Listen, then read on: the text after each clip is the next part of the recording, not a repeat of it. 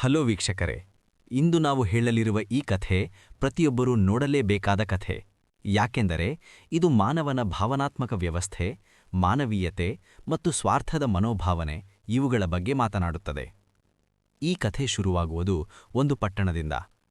ಆ ಪಟ್ಟಣಕ್ಕೆ ಹಲವಾರು ಜನರು ತಮ್ಮ ಬದುಕನ್ನು ಒಂದು ಉನ್ನತ ಮಟ್ಟಕ್ಕೆ ಕೊಂಡೊಯ್ಯಬೇಕು ಅನ್ನೋ ಆಸೆಯಿಂದ ಉದ್ಯೋಗಕ್ಕಾಗಿ, ದುಡಿಮೆಗಾಗಿ ಬರುತ್ತಾರೆ. ಅದೇ ರೀತಿಯಲ್ಲಿ ಈ ಪಟ್ಟಣಕ್ಕೆ 2 ಬಡ ಕುಟುಂಬಗಳು ಬಂದು ಒಂದೇ ಕಟ್ಟಡದ ಅಕ್ಕಪಕ್ಕದ ಮನೆಗಳಲ್ಲಿ ವಾಸಿಸುತ್ತಿರುತ್ತಾರೆ. ಆದರೆ ಪಕ್ಕದಲ್ಲೇ ಇದ್ದರೂ ಒಬ್ಬರನ್ನೊಬ್ಬರು ಪರಿಚಯ ಮಾಡಿಕೊಂಡಿರುವುದಿಲ್ಲ. ಒಂದು ಮನೆಯಲ್ಲಿ 3 ಜನರು. ಮನೆಯ ಯಜಮಾನ ಒಬ್ಬ ಆಟೋ ಚಾಲಕ. ಸರಳ ಜೀವನ, ಕಠಿಣ ದುಡಿಮೆ. ಪಕ್ಕದ ಮನೆಯಲ್ಲಿ ಇನ್ನೊಂದು ಕುಟುಂಬ. ಅವರೂ 3. ಎಲ್ಲರೂ ಫ್ಯಾಕ್ಟರಿಯಲ್ಲಿ ಕೆಲಸ ಮಾಡುತ್ತಾರೆ. ಆದರೆ ಆ ಮನೆಯ ಮುಖ್ಯಸ್ಥ ಕುಡಿತದ ಚಟಕ್ಕೆ ಒಳಗಾಗಿರುತ್ತಾನೆ. ಒಂದು ಭಾನುವಾರ ದಿನ. ಎಲ್ಲರಿಗೂ ರಜೆ. ಆ ದಿನ ಆಟೋ ಚಾಲಕ ಕೆಲಸದ ಬಳಿಕ ತನ್ನ ಊರಿಗೆ ಹೋಗಿರುತ್ತಾನೆ. ಸಂಜೆ ಸುಮಾರು 6 ಗಂಟೆ ಸಮಯ. ಆಟೋ ಚಾಲಕನ ಮಗ ಅಂಗಡಿಗೆ ಹೋಗಲು ಮನೆಯ ಗೇಟಿನಿಂದ ಹೊರಗೆ ಬರುತ್ತಾನೆ. ಅದೇ ಸಮಯದಲ್ಲಿ ಮನೆಯ ಬಳಿ ಒಂದು ಅಪಘಾತವಾಗುತ್ತದೆ. ಅಲ್ಲಿದ್ದ ಕೆಲವರು ಅಪಘಾತವಾದ ವ್ಯಕ್ತಿಯನ್ನು ನೋಡಿ ಈ ಕಟ್ಟಡದವನೇ ಇರಬೇಕು ಎಂದು ಅಂದುಕೊಳ್ಳುತ್ತಾರೆ.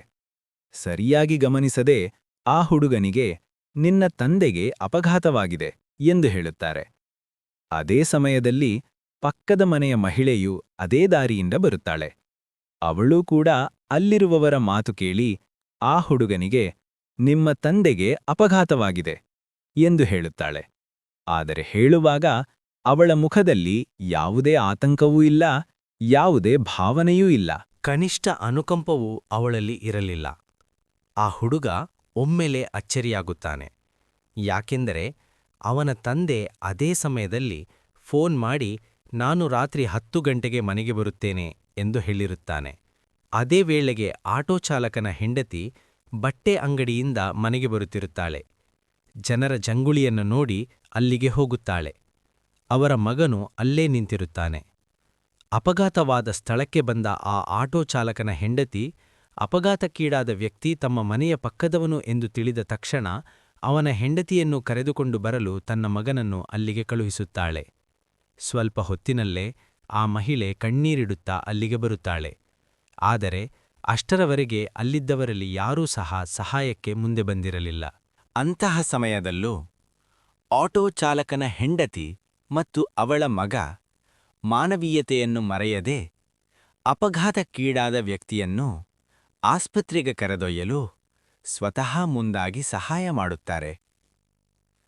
ಅಪಘಾತವಾಗಿದೆ ಎಂದು ಕೇಳಿದಾಗ ಆ ಮಹಿಳೆ ಆ ಸ್ಥಳಕ್ಕೆ ಹೋಗಲಿಲ್ಲ. ಆದರೆ ಅದು ತನ್ನ ಗಂಡ ಎಂದು ತಿಳಿದ ತಕ್ಷಣ ಅವಳ ಕಣ್ಣೀರು ಹರಿಯುತ್ತದೆ. ಇಲ್ಲಿಯೇ ನಮಗೆ ಒಂದು ಪ್ರಶ್ನೆ ಎದುರಾಗುತ್ತದೆ. ಅಪಘಾತವಾಗಿದೆ ಅನ್ನೋದು ಗೊತ್ತಿದ್ದರೂ ಆಕೆ ಯಾಕೆ ಸಹಾಯ ಮಾಡಿಲ್ಲ? ಯಾಕೆ ಸ್ಥಳಕ್ಕೆ ಹೋಗಲಿಲ್ಲ? ಉತ್ತರ ಒಂದೇ: ಮಾನವೀಯತೆ ಮರೆಯಾಗಿ ಹೋಗಿತ್ತು. ಈ ಕಥೆ ಆ ಮಹಿಳೆಯ ಬಗ್ಗೆ ಮಾತ್ರ ಅಲ್ಲ, ಇದು ನಮ್ಮೆಲ್ಲರ ಬಗ್ಗೆ. ಒಬ್ಬ ತಂದೆ ತನ್ನ ಮಗ ಏನಾದರೂ ಕೇಳಿದರೆ ತಾನು ಕಷ್ಟಪಟ್ಟಾದರೂ ಅದನ್ನು ಕೊಡುತ್ತಾನೆ.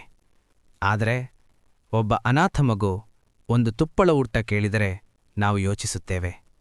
ಕೊಟ್ಟರೂ ಕೂಡ ನಾನು ಕೊಟ್ಟೆ ಅನ್ನುವ ಭಾವನೆ ಮಾತ್ರ ಇರುತ್ತದೆ.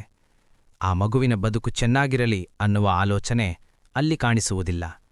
ಅದಕ್ಕಿಂತ ಬದಲಾಗಿ ಅವನ ಮನಸ್ಸಿನೊಳಗೆ ನನ್ನ ಮಗ ಚೆನ್ನಾಗಿರಲಿ ಅಥವಾ ನನ್ನ ಕುಟುಂಬ ಸುಖವಾಗಿರಲಿ ಎನ್ನುವ ಸ್ವಾರ್ಥದ ಭಾವನೆ ಹೆಚ್ಚಾಗಿ ಮಾಡಿಕೊಂಡಿರುತ್ತದೆ. ಎಲ್ಲರೂ ಹೀಗೇ ಇರಲ್ಲ, ಆದರೆ ಬಹುತೇಕ ಜನರು ಹೀಗೇ ಆಗಿದ್ದೇವೆ. ಈ ಕಥೆಯ ಯಾವುದೋ ಭಾಗದಲ್ಲಿ ನೀವು ನಿಮ್ಮನ್ನು ಕಂಡಿರಬಹುದು.